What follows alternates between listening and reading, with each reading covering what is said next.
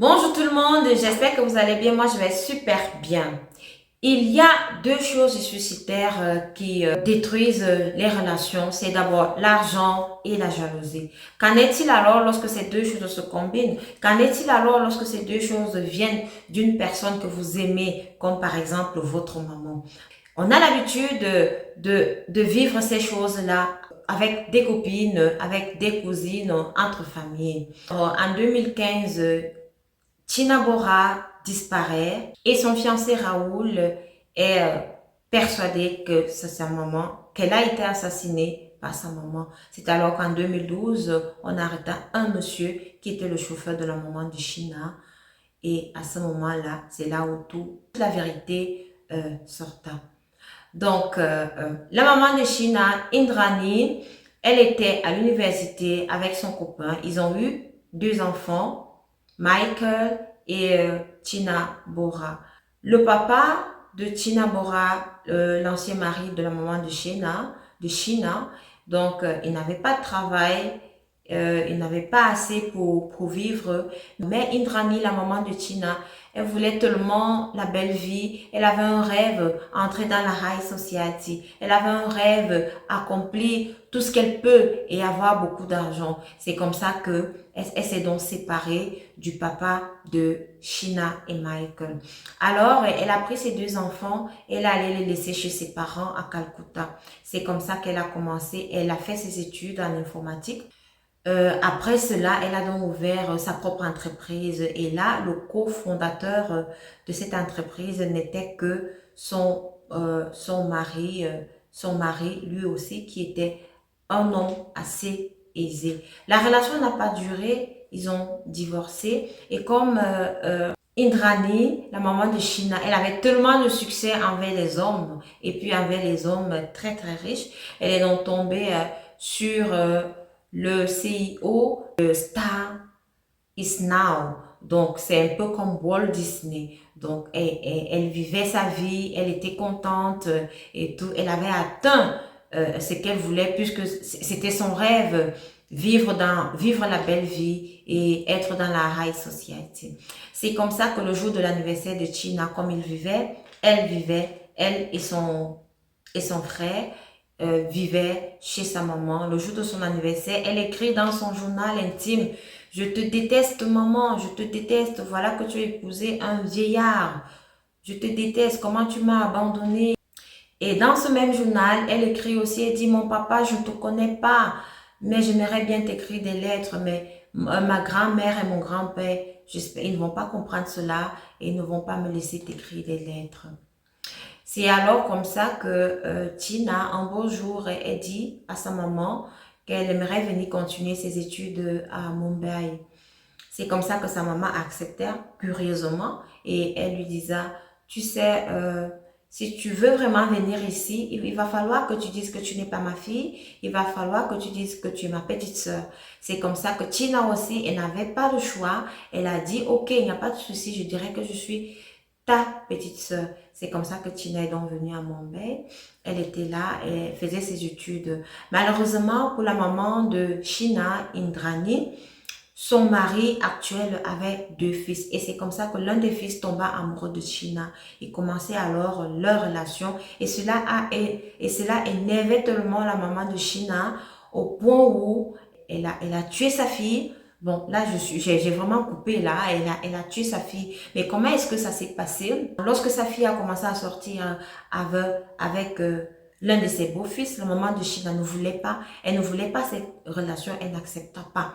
Mais alors, un beau jour, Tina qui dit à son fiancé Raoul: tu sais, je ne suis pas la sœur de ta belle-mère, je suis sa fille. C'est comme ça que la maman de China se fâcha. Elle a dit à sa fille: c'est parce qu'on avait convenu. On avait convenu que tu allais dire que j'étais ta grande sœur. Donc, ne pouvant donc pas supporter cela parce qu'après, elle a eu les problèmes avec son mari. Ne pouvant donc pas supporter cela, elle a demandé à sa fille China de rentrer à Calcutta chez ses grands-parents. Étant donc là-bas, elle allait souvent rendre visite à sa fille et c'est alors là qu'elle a commencé à donner à sa fille des sédatifs.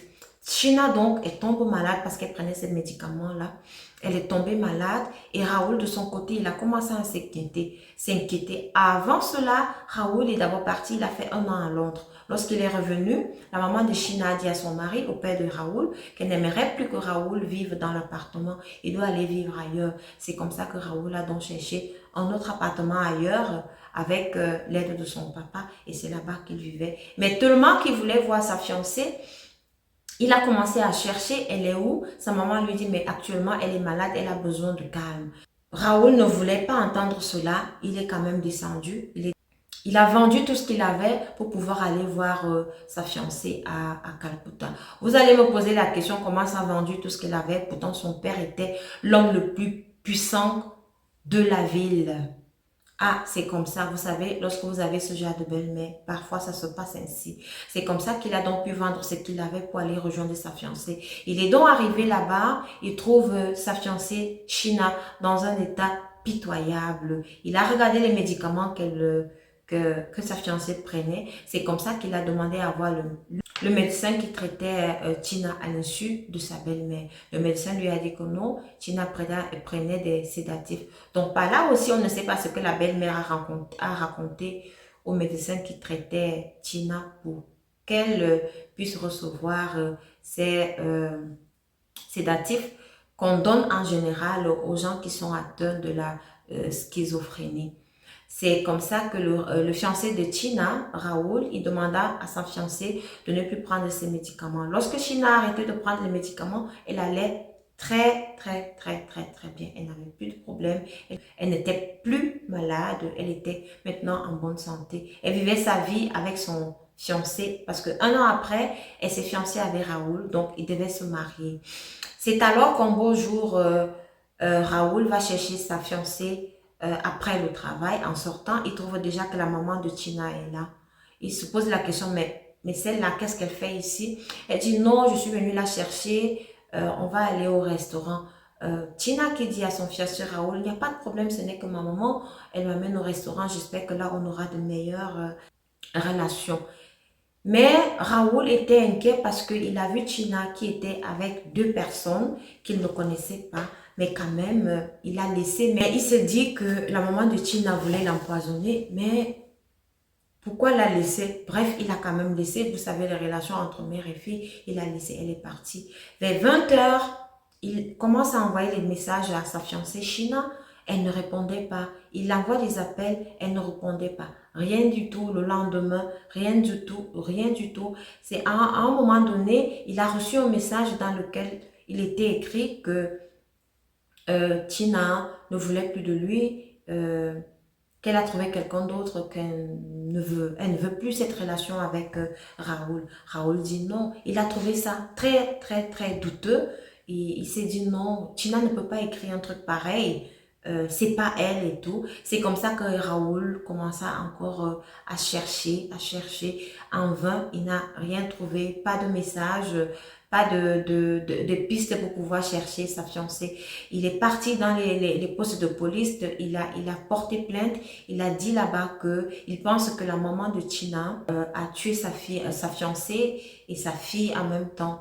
Poste de police où il allait, on lui disait que non, Tina c'est une grande fille, peut-être qu'elle est partie, elle voulait être seule, donc il faut la laisser tranquille et tout. Vous savez, la maman de Tina, elle était dans la high society, donc elle a beaucoup d'argent, elle fréquentait toutes ces personnes-là.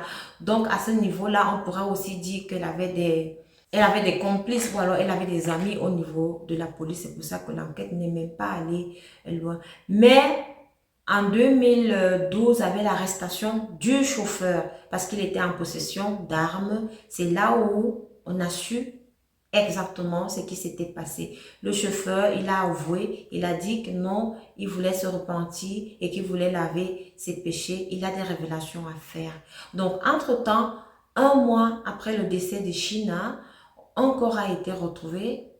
On n'a même pas pu faire la liaison avec la disparition de China. C'est donc avec l'arrestation de ce chauffeur-ci, c'est lui qui a donc fait des déclarations en disant que ils avaient pris China, sa mère et lui, et l'ex-mari de sa maman, et que la maman de China, Indrani, lui avait proposé de l'argent et de payer les frais de scolarité de ses enfants et de payer les frais d'hospitalisation de sa femme parce que sa femme était malade. Il lui a dit, tu n'as rien à faire, tu n'as pas à la tuer, donc ce que tu feras, c'est seulement conduire, être notre chauffeur. C'est comme ça qu'il disait que les quatre, ils sont entrés dans la voiture, la maman de China, elle était assise derrière. Étant assise derrière, elle s'est servi un verre de champagne. Sa fille aussi s'est servi, China, un verre de champagne. Et là, elle ne savait pas que ce verre de champagne était drogué. C'est comme ça qu'elle a bu et puis elle a perdu connaissance. Lorsqu'elle a donc perdu connaissance, la maman de China a demandé au chauffeur de garer à côté. C'est comme ça que le chauffeur a garé à côté. Lorsqu'il a garé à côté, elle a demandé à son ex-mari d'arrêter ses jambes. C'est comme ça qu'elle a donc commencé à étrangler sa fille. Incroyable, non? Mais c'est 100% vrai, histoire réelle. Lorsqu'elle est donc décédée comme ça, ils l'ont amenée à plus de 96 km. Ils ont versé en brousse, ils ont versé de l'essence sur elle et puis ils l'ont brûlée. C'est comme ça ils ont laissé China brûler là dans la brousse. Ce qui fait que, comme je vous ai dit plus haut, un mois après, on avait retrouvé un corps brûlé, mais on n'a même pas fait le lien avec ça. Donc, c'est maintenant que la police a commencé à faire des enquêtes. Et c'était très difficile aussi d'avoir un test d'ADN positif, mais ils se sont débrouillés à le faire. Et le test, on a pris les données, on a fait le test d'ADN et le test d'ADN s'est avéré positif, montrant que Indrani était la maman de Tina et que Tina était bel et bien décédée et que c'était son corps qui était là. Donc, on a pris la tête, la forme de la tête, on a fait une reconstitution et exactement, elle ressemblait à sa maman. C'est comme ça qu'on a donc arrêté et le monsieur, l'ex-mari de Indrani, la maman de China, on l'a arrêté en 2015. La maman de China elle-même aussi, on l'a arrêtée, mais on l'a relâchée après parce que jusqu'à présent, elle niait, elle disait toujours que sa fille est aux États-Unis. Sa fille, elle a décidé de couper les ponts avec Raoul, elle avait trouvé quelqu'un d'autre et puis elle était heureuse. Jusqu'à ce que le test d'ADN vienne confirmer les faits que Tina Bora était bel et bien décédée et assassinée. Par qui? Parce que la maman de Tina, elle n'a pas avoué, jusqu'à présent elle n'a pas avoué, et le chauffeur et son ex-mari, ils ont avoué le coup, l'assassinat, mais Tina elle-même n'a rien avoué jusqu'à aujourd'hui. Curieusement, elle a été relâchée sous caution. La maman de Tina, elle a été relâchée sous caution. Et son mari qu'elle avait actuel aussi avait été arrêté parce qu'il avait récupéré de l'argent dans le compte de Tina.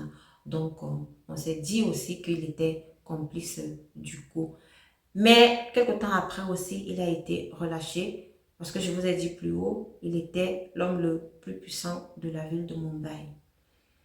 Voilà ce qui s'est passé avec cette histoire. J'espère que vous allez tirer une morale là-dessus. J'espère que vous vous êtes régalés. Cette histoire, elle est assez triste. Merci de m'avoir écouté et rendez-vous à la prochaine vidéo.